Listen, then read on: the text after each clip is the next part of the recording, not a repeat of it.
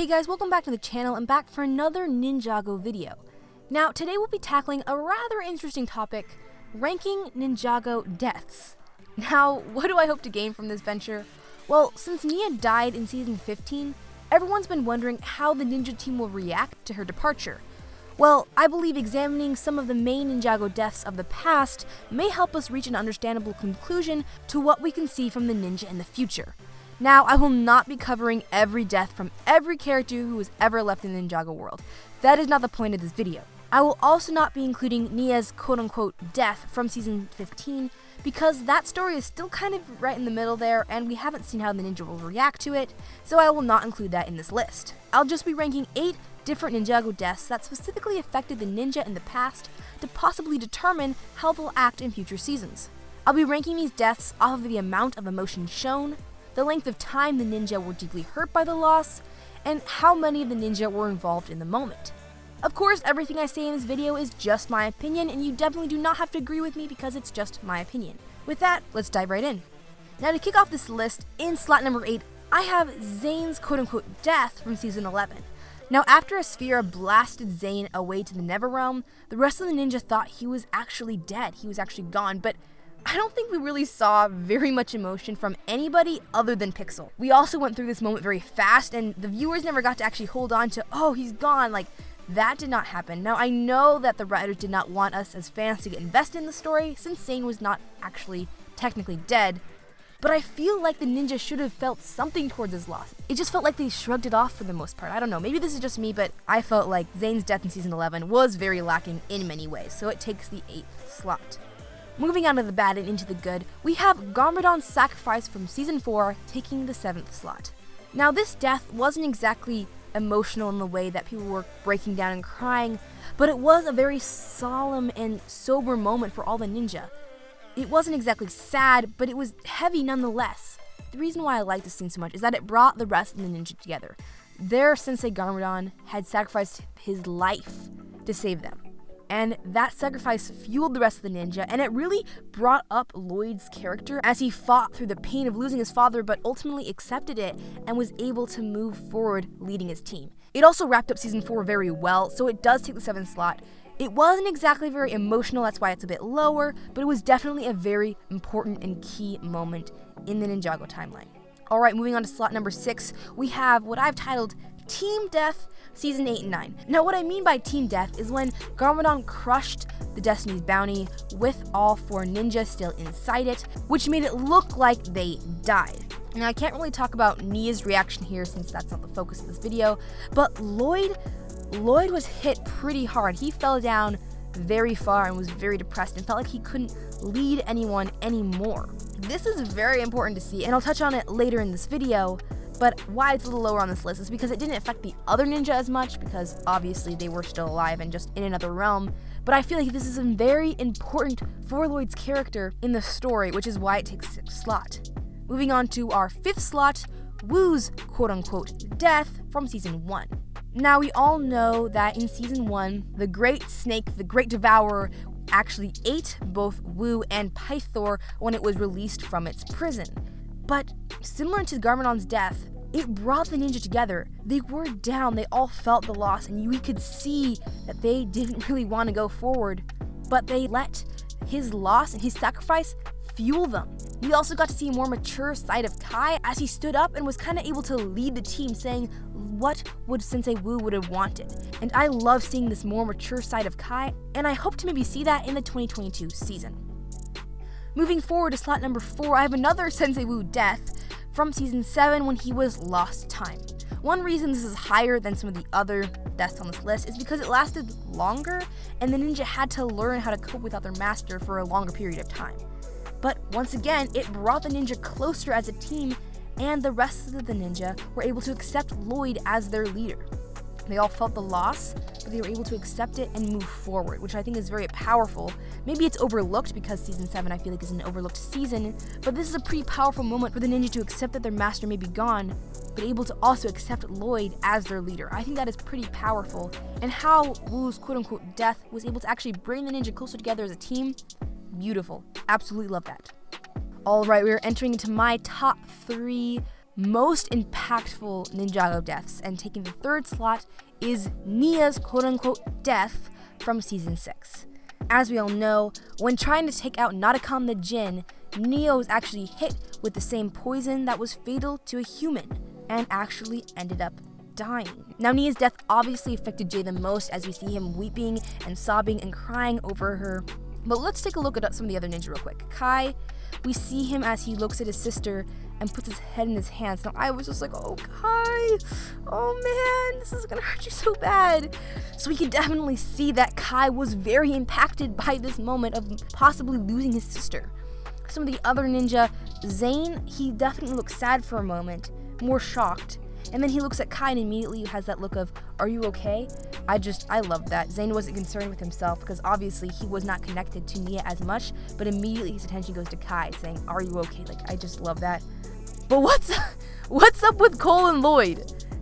Cole just ends up shaking his head and Lloyd just kind of bows his head. Like, I feel like the emotion from them was very lacking. Now, I know Cole and Lloyd aren't specifically connected to Nia, but you guys have been working together for years. You guys have been friends for years in the heat of battle with death possibly on the line.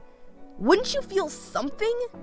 Ever since that episode came out, I have always been annoyed that Cole and Lloyd show basically no emotion at the death of one of their closest friends. But the main reason this is lower on the list is because the entire scene was erased from Ninjago's history, so that does give it some negative points here. Moving on to slot number 2, I have actually placed Cole's quote-unquote death from Season 10. Now, we all remember when Cole fell off the rope ladder into the Oni darkness when the Destiny's Bounty was trying to get away. But I believe this moment was actually insanely powerful.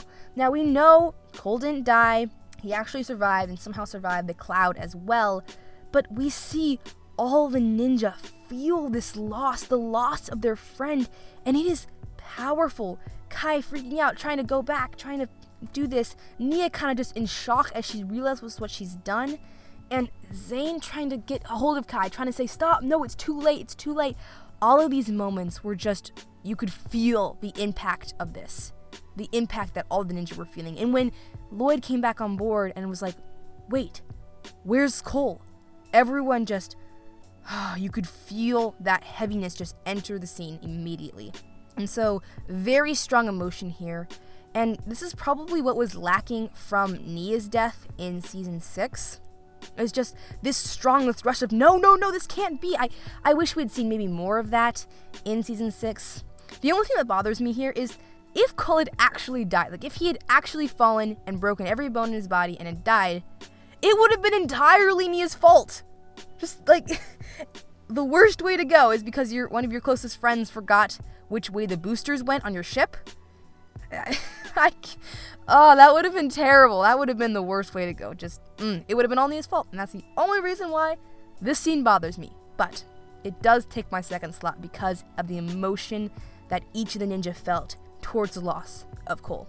Alright, moving on to our first slot. I have chosen, probably obvious, but I have chosen Zane's quote-unquote death from Season 3. Now, I believe that this is one of the most impactful moments. It had a ton of emotion from all the characters. The ninja were just in shock. Pixel and Nia were both sobbing at this. The layout was just beautiful. And then the memorial, all the ninja head down. Wu actually starts crying. Like, all of this, the emotion on this was very high. Another thing is that this moment of losing Zane drove the ninja apart before bringing them back together. We got to see how each one of them was able to cope with the loss of one of their closest friends and how that loss actually fueled them to come back together. And this length of the ninja being apart was actually, I believe, for a couple months. So the length of them dealing with this pain and dealing with this loss was actually a very long time, even though we as viewers realized Zane was still alive literally in the same episode as he died in. But the rest of the ninja didn't know that, and they were probably apart for months, so that was very impactful as well. We also got to see a more mature version of Kai again when he gave his speech at Zane's memorial. I like seeing this more mature side of Kai, the deep strength he holds within him, and I really, really wish we could see this. So after reviewing all of these different deaths and all of the different reactions to them, what does this mean for Season 16? Well, for our main characters, Kai and Jay, I believe Kai has a huge chance to mature and grow. I believe the newer seasons have probably made him more of a comic relief rather than anything else, but perhaps this moment of Nia's loss, we can start to see some of that older, more mature Kai from previous seasons. He has lost people before, including both his parents, his senseis, and one of his closest friends, Zane. We know that he has that fire and strength inside him to deal with those situations, and I think a lot of Kai fans would love to see Kai shine in that way again. Jay, on the other hand, has truly experienced losing someone only once with Zane, since Nia's death from Season 6 was reversed. But Nia was so much closer to him than Zane was, so it makes sense that he would feel this loss all the more keenly. Instead of trying to hide his hurt between flashing lights and a winning personality like in Season 4, we would see the other side of him, which is much more depressed and even hopeless. And I think this path for Jay's character would work really well in the Ninjago timeline and what we've seen him do in other circumstances. It would definitely be taking his character in a different direction, and I think it would be very interesting to see how he grows on from that. With our other Ninjago ninja, Lloyd, Cole, and Zane, I think we've seen both sides of Lloyd when it comes to grief. We've seen him take on loss and be able to lead his team through it, like in Season 4, but we've also seen how sometimes the loss can take him down. So, I'm not sure how Lloyd will react to Nia leaving the team. I personally would love to see the more leader side of him again, but I'm not sure how likely that is that we'll see that in Season 16. With Cole and Zane, I personally feel like they might be some of the most mature people on the team and have both dealt with loss with both their parents and the loss of friends. I'm not saying that makes it easier for them, but they do know what to expect. They may need solitude for a time, but I think they're both wise enough to know that the loss of a teammate does not mean the end of the team. They have seen this in the past, and so they should be able to learn from it in the future. But, as always, this is all just my opinion. So, what do you guys think the ninja will do in Season 16? Or how would you rank all the Ninjago deaths from the most impactful to the least impactful? Let me know down in the comments below, and if you enjoyed this video, don't forget to like and subscribe, and I hope to see y'all in my next video.